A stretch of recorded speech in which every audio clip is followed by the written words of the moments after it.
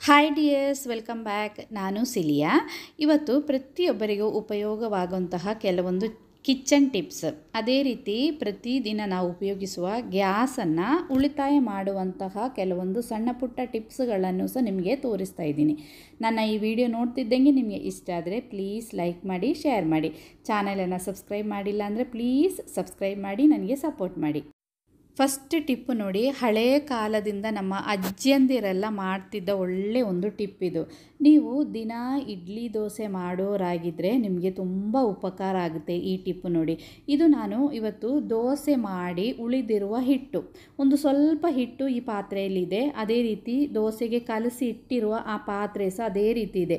ನಾಳೆಗೆ ಇಡ್ಲಿ ಅಥವಾ ದೋಸೆ ಮಾಡಬೇಕಾದ್ರೆ ನಿಮಗೆ ಅಕ್ಕಿ ಮಾತ್ರ ನೆನೆಸಿ ಅಕ್ಕಿಯನ್ನು ರುಬ್ಬಿ ಇದೇ ಪಾತ್ರೆಗೆ ಸ್ವಲ್ಪ ಹಿಟ್ಟು ಅದರಲ್ಲಿ ಇರಬೇಕು. ಈ ಹಿಟ್ಟಿಗೆ ಇದೇ ಪಾತ್ರೆಗೆ ಅಕ್ಕಿ ಮಾತ್ರ ರುಬ್ಬಿ ಕಲಸಿ ನೀವು ಇಟ್ಟು ನಾಳೆ ಇಡ್ಲಿ ಅಥವಾ ದೋಸೆ ಮಾಡ್ಬೋದು. ಉದ್ದಿನ ಬೇಳೆ ಹಾಕಬೇಕಾದ ಅವಶ್ಯಕತೆಯೇ ಇಲ್ಲ. ಒಳ್ಳೆ ಇಡ್ಲಿ ಸೂಪರಾಗಿ ಇರುತ್ತೆ ನೋಡಿ. ನೆಕ್ಸ್ಟ್ ಟಿಪ್ ನೋಡಿ, ಇದು ಸಿಲಿಕಾನ್. ನಾವು ಸಾಮಾನ್ಯ ಬ್ರ್ಯಾಂಡೆಡ್ ಶೂಸ್, ಬಟ್ಟೆಗಳು, ಅದೇ ರೀತಿ ಕೆಲವೊಂದು ಎಲೆಕ್ಟ್ರಾನಿಕ್ಸ್ ಐಟಮ್ಸ್, ಲ್ಯಾಪ್ಟಾಪ್ ಎಲ್ಲ ತಗೊಂಡಾಗ ಅದರೊಳಗಡೆ ಈ ಥರ ಇದನ್ನು ಹಾಕಿರ್ತಾರೆ. ಇದು ತುಂಬ ಒಳ್ಳೆಯದು. ಇನ್ನು ಮುಂದೆ ಇದನ್ನು ಬಿಸಾಕಬೇಡಿ. ನಿಮ್ಮದು ವಾರ್ಡ್ರೋಬಲ್ಲಿ, ಅದೇ ರೀತಿ ನೀವು ಮಸಾಲೆಗಳನ್ನೆಲ್ಲ ಇಡುವ ಕಬೋರ್ಡಲ್ಲಿ ಎಲ್ಲ ಇಟ್ಕೊಳ್ಳಿ ಇದನ್ನು. ಇದು ಆ ಮಾಯ್ಶ್ಚರೈಸನ್ನು ಎಳೆದು ವಸ್ತುಗಳು ಹಾಳಾಗದೇ ಇರಲಿಕ್ಕೆ ಒಳ್ಳೆಯದು. ನಾನು ಸಾಮಾನ್ಯ ಇದನ್ನು ವಾರ್ಡ್ರೋಬಲ್ಲಿ ಇಡ್ತೀನಿ. ನಫ್ತಾಲಿನ್ ಬದಲು ಇದನ್ನು ನಮಗೆ ಉಪಯೋಗಿಸಬಹುದು. ನೆಕ್ಸ್ಟ್ ಟಿಪ್ ನೋಡಿ, ನಮ್ಮೆಲ್ಲರ ಮನೆಯಲ್ಲಿ ನಾವು ಪ್ರತಿದಿನ ಉಪಯೋಗಿಸುವಂತಹ ಬಾಚಣಿಗೆಯನ್ನು ನಾವು ಯಾವಾಗಲೂ ಕ್ಲೀನಾಗಿ ಇಟ್ಕೋಬೇಕು. ನೋಡಿ, ಇದರ ಸೈಡಲ್ಲಿ ಎಲ್ಲ ನೋಡಿ ಎಣ್ಣೆ ಜಿಡ್ಡು, ಅದೇ ರೀತಿ ತಲೆ ಹೊಟ್ಟು ಅದೆಲ್ಲ ಜಿಡ್ಡು ತುಂಬ ಗಲೀಜಾಗಿರುತ್ತೆ. ಇದು ನಮ್ಮ ತಲೆ ಕೂದಲಿಗೆ ಒಳ್ಳೆಯದೇ ಅಲ್ಲ ಇದು. ಅದಕ್ಕೋಸ್ಕರ ನಾನು ಯಾವ ರೀತಿ ಕ್ಲೀನ್ ಮಾಡೋದಂದರೆ, ಒಂದು ಬೌಲಿಗೆ ಸ್ವಲ್ಪ ನೀರು ತಗೊಂಡು ಒಂದು ಹಳೆ ಬ್ರಷ್, ನಾವು ಕ್ಲೀನಿಂಗಿಗಂತಲೇ ಒಂದು ಬ್ರಷನ್ನು ಇಟ್ಕೋಬೇಕು. ಆ ಬ್ರಷ್ಷಿಗೆ ಸ್ವಲ್ಪ ಟೂತ್ ಪೇಸ್ಟನ್ನು ಹಾಕಿ ಇದೇ ರೀತಿ ನಾವು ಬಾಚಣಿಗೆಯನ್ನು ಕ್ಲೀನ್ ಮಾಡಿದರೆ ಬಾಚಣಿಗೆ ಬೇಗ ನಮಗೆ ಕ್ಲೀನ್ ಮಾಡ್ಬೋದು. ಆ ಎಣ್ಣೆ ಜಿಡ್ಡೆಲ್ಲ ಹೋಗಲಿಕ್ಕೆ ತುಂಬ ಒಳ್ಳೆಯದು. ಟೂತ್ ಪೇಸ್ಟಿಂದ ಇದೇ ರೀತಿ ಕ್ಲೀನ್ ಮಾಡಿ ಇಟ್ಕೊಳ್ಳಿ. ಕೆಲವೊಮ್ಮೆ ನೆಂಟರೆಲ್ಲ ಬಂದಾಗ ನಮ್ಮ ಬಾಚಣಿಗೆಯನ್ನು ಯೂಸ್ ಮಾಡ್ತಾರೆ. ಆ ಸಣ್ಣ ಸಣ್ಣ ಗ್ಯಾಪಲ್ಲಿ ಹೇನು ಅದೆಲ್ಲ ಕೂತಿರುತ್ತೆ. ಅದಕ್ಕೋಸ್ಕರ ವಾರದಲ್ಲಿ ಒಮ್ಮೆ ಆದರೂ ಬಾಚಣಿಗೆಯನ್ನು ಇದೇ ರೀತಿ ಕ್ಲೀನ್ ಮಾಡೋದು ತುಂಬ ಒಳ್ಳೆಯದು.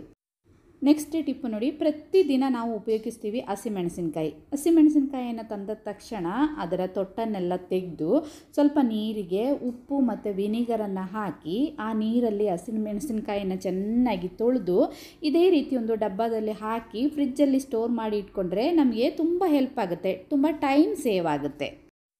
ಅದೇ ರೀತಿ ನಮಗೆ ಟೈಮ್ ಇರುವಾಗ ಬೆಳ್ಳುಳ್ಳಿದು ಸಿಪ್ಪೆಯನ್ನೆಲ್ಲ ತೆಗೆದು ನಾವು ಒಂದು ಕಂಟೈನರ್ಗೆ ಹಾಕಿ ಫ್ರಿಜ್ಜಲ್ಲಿ ಸ್ಟೋರ್ ಮಾಡಿ ಇಟ್ಕೋಬೋದು.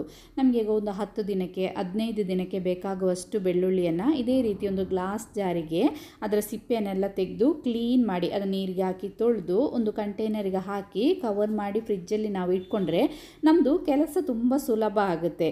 ಇದು ಒಂದು 15ರಿಂದ 20 ದಿನ ಎಲ್ಲ ನಮಗೆ ಸ್ಟೋರ್ ಮಾಡಿ ಇಟ್ಕೋಬೋದು. ಇನ್ನು ಗ್ಯಾಸನ್ನು ಉಳಿತಾಯ ಮಾಡುವಂತಹ ಕೆಲವೊಂದು ಟಿಪ್ಸನ್ನು ನೋಡೋಣ. ಫಸ್ಟಿಗೆ ನಮ್ಮ ಗ್ಯಾಸ್ ಬರ್ನರನ್ನು ಚೆಕ್ ಮಾಡಬೇಕು. ಇದೇ ರೀತಿ ಬ್ಲೂ ಕಲರಲ್ಲಿ ಚೆನ್ನಾಗಿ ಉರಿತಾ ಇದ್ದರೆ ಪರವಾಗಿಲ್ಲ, ಇಲ್ಲ ಅಂದರೆ ನಮ್ಮ ಬರ್ನರನ್ನು ಒಂದು ಸರ್ತಿ ಕ್ಲೀನ್ ಮಾಡ್ಕೋಬೇಕು. ನೀವು ಇಡ್ಲಿ ಮಾಡೋದಾದರೆ ಇಡ್ಲಿ ಮಾಡುವಾಗ ನಾವು ಪಾತ್ರೆಗೆ ನೀರು ಹಾಕಿ ಅದರ ಮೇಲೆ ಇಡ್ಲಿಯನ್ನು ಬೇಯಿಸಲಿಕ್ಕೆ ಇಡ್ತೀವಿ. ಅದೇ ದಿನ ನಿಮಗೆ ಮೊಟ್ಟೆ ಬೇಯಿಸಬೇಕು, ಅದೇ ರೀತಿ ಆಲೂಗಡ್ಡೆಯನ್ನು ಬೇಯಿಸಬೇಕು ಅಂತಿದ್ದರೆ ಇಡ್ಲಿ ಇಡೋದಕ್ಕಿಂತ ಮುಂಚೆ ನೀರಿಗೆ ಮೊಟ್ಟೆಯನ್ನು ಇಟ್ಟು ಇದರ ಮೇಲೆ ಇಡ್ಲಿಯನ್ನು ಇಟ್ಟು ಬೇಯಿಸಿದರೆ ಫಸ್ಟ್ ಟ್ರಿಪ್ಪು ನೀವು ತೆಗೆಯುವಾಗಲೇ ಮೊಟ್ಟೆ ಕೂಡ ಬೆಂದಿರುತ್ತೆ. ಅದೇ ರೀತಿ ನಿಮ್ಮ ಇಡ್ಲಿ ಕೂಡ ರೆಡಿ ಆಗುತ್ತೆ. ಅದೇ ದಿನ ಮಧ್ಯಾಹ್ನಕ್ಕೆ ಮೊಟ್ಟೆ ಮತ್ತು ಆಲೂಗಡ್ಡೆ ನೀವು ಸಾರು ಮಾಡ್ತೀರಿ ಅಂತ ಪ್ಲ್ಯಾನ್ ಮಾಡಿದಿದ್ದರೆ ಇದರೊಟ್ಟಿಗೆ ನೀವು ಆಲೂಗಡ್ಡೆಯನ್ನು ಸಹ ಬೇಯಿಸಿ ಇಟ್ಕೋಬೋದು. ಮೊಟ್ಟೆ ಮತ್ತು ಆಲೂಗಡ್ಡೆಯನ್ನು ಇಡ್ಲಿ ಬೇಯುವ ಟೈಮಲ್ಲೇ ಇದನ್ನು ಸಹ ನಿಮಗೆ ಬೇಯಿಸ್ಬೋದು. ಇನ್ನು ಗ್ಯಾಸನ್ನು ಉಳಿಸಲಿಕ್ಕೆ ನಮಗೆ ಮೇಯ್ನ್ ಪಾರ್ಟ್ ಆಗುತ್ತೆ ನೋಡಿ ಪ್ರೆಷರ್ ಕುಕ್ಕರ್ಸ್. ಬೇಗ ಬೇಯಲಿಕ್ಕೆ ಪ್ರೆಷರ್ ಕುಕ್ಕರ್ ತುಂಬ ಒಳ್ಳೆಯದು. ನೋಡಿ ಅದರದ್ದು ವಿಸಿಲ್ ಇದೆಯಲ್ಲ, ಈ ವಿಸಿಲನ್ನು ವಾರಕ್ಕೆ 1 ಸಾರಿ ಆದರೂ ನಾವು ಕ್ಲೀನ್ ಮಾಡಬೇಕು. ಇದೇ ರೀತಿ ಅದನ್ನು ಓಪನ್ ಮಾಡಿ ಅದರೊಳಗಡೆ ಬೇಳೆ ಬೇಯಿಸುವಾಗ ಅದೇ ರೀತಿ ಅನ್ನದು ಎಲ್ಲ ಹೋಗಿ ಸ್ವಲ್ಪ ಬ್ಲಾಕ್ ಆಗುತ್ತೆ. ಆವಾಗ ವಿಸಿಲ್ ಬರಲಿಕ್ಕೆ ಸ್ವಲ್ಪ ಲೇಟ್ ಆಗುತ್ತೆ ನೋಡಿ. ಅದಕ್ಕೋಸ್ಕರ ವಾರದಲ್ಲಿ 1 ಸಾರಿ ಆದರೂ ಒಂದು ಸೇಫ್ಟಿ ಪಿನ್ನಿಂದ ಅದರ ವಿಸಿಲನ್ನು ಓಪನ್ ಮಾಡಿ ಇದೇ ರೀತಿ ಅದರೊಳಗಡೆ ಎಲ್ಲ ಕ್ಲೀನ್ ಮಾಡಬೇಕು. ಆವಾಗ ಬೇಗ ನಮಗೆ ವಿಸಿಲ್ ಬರಲಿಕ್ಕೆ ಇದು ಸುಲಭ ಆಗುತ್ತೆ. ಇನ್ನು ಇದನ್ನು ಚೆನ್ನಾಗಿ ನೀರಲ್ಲಿ ಕ್ಲೀನ್ ಮಾಡ್ಕೋಬೇಕು. ಸ್ವಲ್ಪ ಪ್ರೆಷರ್ ಇರುವ ನೀರಲ್ಲಿ ಟ್ಯಾಪಲ್ಲಿ ಇದೇ ರೀತಿ ಕ್ಲೀನ್ ಮಾಡಿದರೆ ಅದರೊಳಗಡೆ ಇರುವ ಕಸ ಎಲ್ಲ ಕ್ಲೀನ್ ಆಗುತ್ತೆ. ನೆಕ್ಸ್ಟ್ ನಮ್ಮದು ಪ್ರೆಷರ್ ಕುಕ್ಕರ್ದು ಗ್ಯಾಸ್ಕೆಟ್ ಅಥವಾ ರಬ್ಬರ್ ವಾಷರ್ ಅಂತಲೂ ಹೇಳ್ತಾರೆ. ಇದು ಹಾರ್ಡ್ ಆಗಬಾರ್ದು. ಇದು ಹಾರ್ಡ್ ಆಗಿದ್ದರೆ ವಿಸಿಲ್ ಬರೋದೇ ಇಲ್ಲ, ನಿಮ್ಮದು ನೀರು ಮತ್ತು ಗ್ಯಾಸ್ ಎಲ್ಲ ಲೀಕ್ ಆಗುತ್ತೆ. ಅದಕ್ಕೋಸ್ಕರ ಹೊಸ ಗ್ಯಾಸ್ಕೆಟ್ ಆಗಿದ್ದರೆ, ಹೊಸ ಕುಕ್ಕರ್ ಯೂಸ್ ಮಾಡೋದಾದರೆ ಇದನ್ನು ಸದಾ ಯೂಸ್ ಆದ ತಕ್ಷಣ ಇದೇ ರೀತಿ ಒಂದು ಬೌಲಲ್ಲಿ ಸ್ವಲ್ಪ ತಣ್ಣೀರು ತಗೊಂಡು ಆ ನೀರಲ್ಲೇ ಇಟ್ಕೊಳ್ಳಿ. ಇದು ಹಾರ್ಡ್ ಆಗೋದಿಲ್ಲ, ಸಾಫ್ಟಾಗೇ ಇರುತ್ತೆ. ನಾನು ಇದಕ್ಕಿಂತ ಮುಂಚೆ ಒಂದು ವಿಡಿಯೋ ಮಾಡಿದ್ದೆ. ನಿಮ್ಮ ಹತ್ರ ಹಳೆ ಗ್ಯಾಸ್ಕೆಟ್ ಇದ್ದರೆ, ಹಾರ್ಡ್ ಆಗಿರೋದಿದ್ದರೆ ಅದಕ್ಕೆ ಒಂದು ಒಳ್ಳೆ ವಿಡಿಯೋ ಹಾಕಿದ್ದೆ, ಆ ವಿಡಿಯೋವನ್ನು ನೀವು ನೋಡಿ.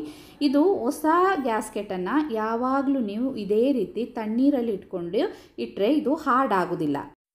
ಇನ್ನು ಮಣ್ಣಿನ ಪಾತ್ರೆ ಸಾಮಾನ್ಯ ಎಲ್ಲರೂ ಸಾರು, ಮೀನು ಸಾರೆಲ್ಲ ಮಾಡಲಿಕ್ಕೆ ನಾವೆಲ್ಲ ಪ್ರತಿದಿನ ಉಪಯೋಗಿಸ್ತೀವಿ. ಪಾತ್ರೆಯನ್ನು ತೊಳೆದು ಇದೇ ರೀತಿ ನಾವು ಸ್ಟವ್ ಮೇಲೆ ಇಟ್ಕೊಂಡ್ರೆ ಆ ನೀರೆಲ್ಲ ಡ್ರೈ ಆಗಲಿಕ್ಕೆ ತುಂಬ ಗ್ಯಾಸ್ ವೇಸ್ಟ್ ಆಗುತ್ತೆ. ಅದಕ್ಕೋಸ್ಕರ ಇದೇ ರೀತಿ ಒಂದು ಒಳ್ಳೆ ಬಟ್ಟೆ ತಗೊಂಡು ನಮ್ಮದು ಈ ಮಣ್ಣಿನ ಪಾತ್ರೆನೆಲ್ಲ ಚೆನ್ನಾಗಿ ನೀರನ್ನೆಲ್ಲ ಒರೆಸಿ ಸ್ಟವ್ ಮೇಲೆ ಇಟ್ಟರೆ ಪಾತ್ರೆ ಬೇಗ ಬಿಸಿಯಾಗುತ್ತೆ. ಮಣ್ಣಿನ ಪಾತ್ರೆ ನಿಮಗೆ ಗೊತ್ತಲ್ಲ, ಒಂದು ಸರ್ತಿ ಬಿಸಿ ಆದರೆ ಅದು ಬಿಸಿ ತುಂಬ ಹೊತ್ತು ಬಿಸಿಯಾಗೇ ಇರುತ್ತೆ. ಅದೇ ನಾವು ಬೇರೆ ಮಣ್ಣಿನ ಪಾತ್ರೆ ಅಂತ ಮಾತ್ರವಲ್ಲ, ಬೇರೆ ಯಾವ ಪಾತ್ರೆಯನ್ನಾದರೂ ಸಹ ನಾವು ಕ್ಲೀನ್ ಮಾಡಿದ ತಕ್ಷಣ ಉಪಯೋಗಿಸುವಾಗ ಇದೇ ರೀತಿ ಒಂದು ಬಟ್ಟೆಯಲ್ಲಿ ಒರೆಸಿ ಅದರ ನೀರನ್ನೆಲ್ಲ ಡ್ರೈ ಮಾಡಿ ನಾವು ಉಪಯೋಗಿಸಿದರೆ ಇದರಿಂದ ನಮಗೆ ತುಂಬ ಗ್ಯಾಸನ್ನು ಉಳಿಸ್ಬೋದು, ಬೇಗ ಪಾತ್ರೆ ಬಿಸಿಯಾಗುತ್ತೆ. ನೆಕ್ಸ್ಟ್ ನೀವು ಮೊಟ್ಟೆ ಬೇಯಿಸೋದಾದರೆ, ನಾವು ಪಾತ್ರೆಯಲ್ಲಿ ಇಟ್ಟು ಮೊಟ್ಟೆಯನ್ನು ಹಾಗೇ ಬೇಯಿಸೋದಾದರೆ ನಮಗೆ ತುಂಬ ಗ್ಯಾಸ್ ವೇಸ್ಟ್ ಆಗುತ್ತೆ, ಅದು ತುಂಬ ಹೊತ್ತು ಬೇಕಾಗುತ್ತೆ. ಪ್ರೆಷರ್ ಕುಕ್ಕರಿಗೆ ಮೊಟ್ಟೆಯನ್ನು ಇಟ್ಟು ಅದರ ಮೇಲ್ಗಡೆ ಆಗುವಷ್ಟು ನೀರನ್ನು ಹಾಕಿ ಒಂದೇ ಒಂದು ವಿಸಿಲ್ ಕೂಗಿಸಿದರೆ ಸಾಕು, ಮೊಟ್ಟೆ ಚೆನ್ನಾಗಿ ಬೆಂದು ಬರುತ್ತೆ. ಕೆಲವೊಂದು ಸರ್ತಿ ನಾವು ಒಂದು ಮೊಟ್ಟೆಯನ್ನು ಬೇಯಿಸ್ಲಿಕ್ಕಿಟ್ಟು ಬೇರೆ ಏನಾದರೂ ಕೆಲಸ ಮಾಡಲಿಕ್ಕೆ ಹೋಗ್ತೀವಿ, ಅದು ನಾವು ಮರ್ತೋಗುತ್ತೆ, ಅದು ಅಲ್ಲೇ ಬೆಂದು ಗ್ಯಾಸ್ ಎಲ್ಲ ವೇಸ್ಟ್ ಆಗುತ್ತೆ. ಅದೇ ರೀತಿ ಈ ಪ್ರೆಷರ್ ಕುಕ್ಕರಲ್ಲಿ ನಿಮಗೆ ಆಲೂಗಡ್ಡೆ ಬೇಕಂದರೆ ಆಲೂಗಡ್ಡೆಯನ್ನು ಸಹ ಬೇಯಿಸ್ಬೋದು, ಮೊಟ್ಟೆ ಮತ್ತು ಆಲೂಗಡ್ಡೆಯನ್ನು ಸಹ ಬೇಯಿಸ್ಬೋದು, ಒಂದೇ ವಿಸಿಲ್ ಹಾಕಿಸಿದರೆ ಸಾಕು. ಇನ್ನು ನೀವೇನಾದರೂ ನೀರು ಕುದಿಸುವಾಗ ಅದೇ ರೀತಿ ಅನ್ನ ಮಾಡುವಾಗ ಯಾವಾಗಲೂ ಪಾತ್ರೆಯನ್ನು ಮುಚ್ಚಿ ಇಟ್ಕೊಳ್ಳಿ. ಇದರಿಂದ ನೀರು ಬೇಗ ಕುದಿಯುತ್ತೆ. ಓಪನ್ ಮಾಡಿ ಇಟ್ಕೊಂಡ್ರೆ ಕುದಿಲಿಕ್ಕೆ ತುಂಬ ಟೈಮು ವೇಸ್ಟ್ ಆಗುತ್ತೆ. ಇನ್ನು ಅನ್ನ ಮಾಡಲಿಕ್ಕೆ ನೀರು ಕುದಿಸುವಾಗ ಅಥವಾ ನೀವು ಬೇರೆ ಎಂಥದಕ್ಕಾದರೂ ಇದೇ ರೀತಿ ನೀರು ಕುದಿಸುವಾಗ ಇನ್ನೊಂದು ಸಣ್ಣ ಪಾತ್ರೆಯಲ್ಲಿ ನೀರು ತಗೊಂಡು ಈ ಕೆಳಗಡೆ ಇರುವ ಪಾತ್ರೆಯ ಮೇಲ್ಗಡೆ ಈ ಪಾತ್ರೆಯನ್ನು ಇಟ್ಕೊಳ್ಳಿ. ಕೆಳಗಡೆ ನೀರು ಕುದಿತಾ ಇದ್ದಂಗೆ ಆ ಬಿಸಿ ತಾಗಿ ಮೇಲ್ಗಡೆ ನೀರು ಸಹ ಒಳ್ಳೆ ಬಿಸಿಯಾಗುತ್ತೆ. ಆ ನೀರನ್ನು ನಮಗೆ ಕುಡಿಲಿಕ್ಕೆ ಉಪಯೋಗಿಸ್ಬೋದು ಅಥವಾ ಚಹಾ ಮಾಡಲಿಕ್ಕೆ ಅದಕ್ಕೆಲ್ಲ ನಮಗೆ ಬಿಸಿ ನೀರನ್ನು ಉಪಯೋಗಿಸ್ಬೋದು. ಇದರಿಂದ ಸಹ ನಮಗೆ ತುಂಬ ಗ್ಯಾಸನ್ನು ಉಳಿತಾಯ ಮಾಡಬಹುದು. ನೋಡಿ, ಇವತ್ತಿನ ವಿಡಿಯೋದಲ್ಲಿ ಇಷ್ಟೇ. ಇನ್ನೊಂದು ವಿಡಿಯೋದಲ್ಲಿ ನೋಡೋಣ. Till then, bye bye. Thanks for watching.